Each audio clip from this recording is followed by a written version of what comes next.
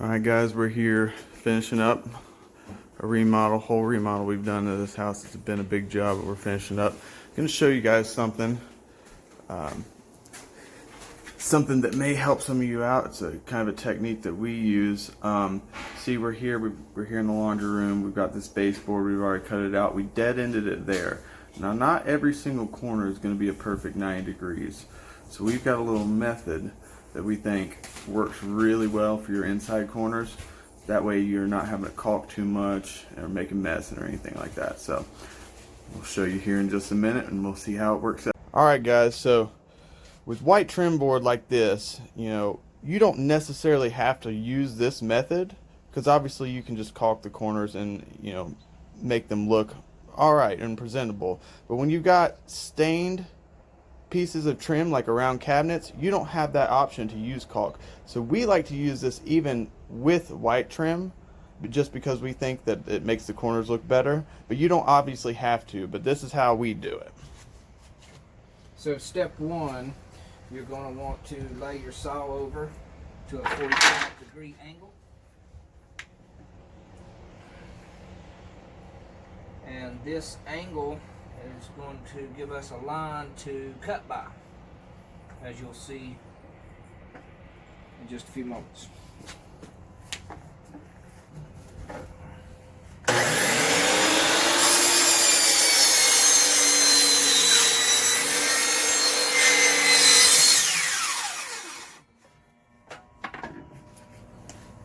Here's a 45 cut that we made.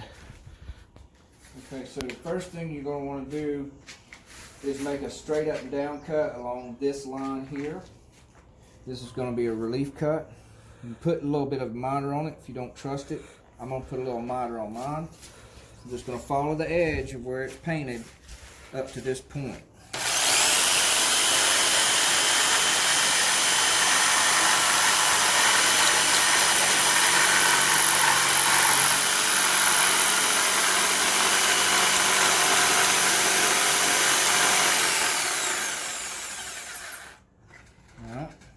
You want to stop your blade and then come out. Now we're going to make a straight cut. We're actually going to make three. We're going to come in straight on this line. Then we're going to make a relief cut here and here, so that when we go to cutting our curve, we are able to make the radius easier. So that's a little tip for you.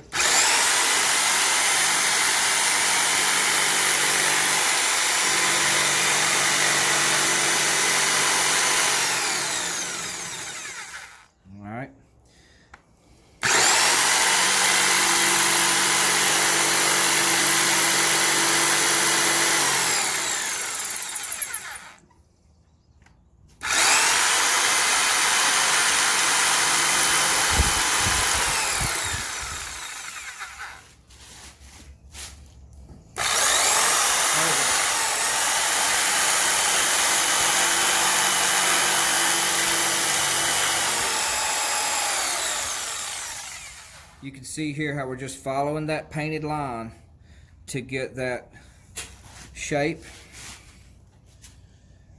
There's one more relief cut that has to be made here. This needs to be cut straight up and down.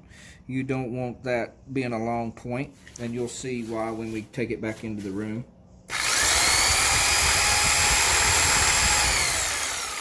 Just a little simple little nip is all it is.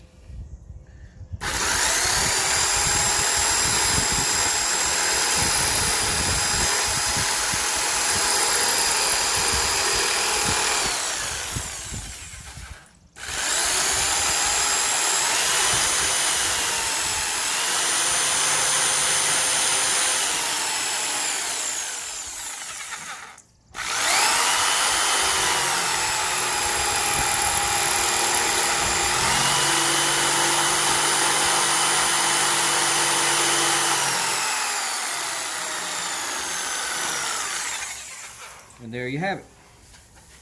Beautiful. Alrighty, so as you can see, here's our first piece. We got straight cuts on both ends, and that's how we want it. Now, once we put this next piece in, you're gonna run it here and dead end on this side.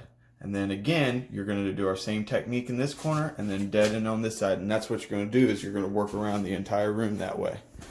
So you're going to want to make this cut first, the series that we just showed you, and then measure your finished length from this square end to the length you want. I'm going to demonstrate what we're doing. So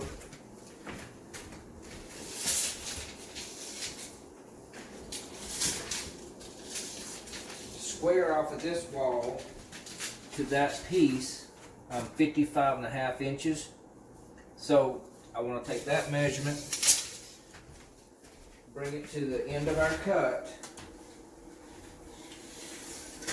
and cut it 55.5 inches. As you can see, we've done here. We've also made a notch out for our dryer electrical outlet. And now we're going to put the piece in place. Going to want to swing the square end in first. Bring that right in just like that. Snug her up to the wall, and there's your joint. You'll notice how tight and clean that is right there. It's really super beneficial when you're doing a finished wood product. As we stated before, this is primered wood. After you finish that product, you're going to repeat the process. Come back with your cut ends, monitored back. Bring them into the room and sit it in there. And once again, you can see a nice closed joint. Perfect. All right, guys, so this is a little bit of a sneak peek of what I'm going to show you later this week. Every bit of tile, even the subfloor, the flooring in here, which you can see it right over here. It's a little bit dirty, but we'll clean it up. All the drywall, half the studs in this house, all this trim has been done by us. The plumbing, new hot water heater, the list goes on and on. You'll know some more later this week. But the biggest thing I wanted to show you was our corners. Like we were just showing you. You cannot get any tighter and better than that. This stuff, this house may not be a mansion, but it has been decked out like one and been treated like one. Our corners, every bit of trim that we've done is perfect. Again, for this primed white trim, you don't have to use our method, but we think it gets it a lot tighter, a lot less caulking that you have to do. And you know, if you work at it and you use it, it's almost as quick as your 45 cuts. We've used it, the floor, corners, and the ceilings being a little bit more tricky. You might want to practice a little bit before you try that stuff.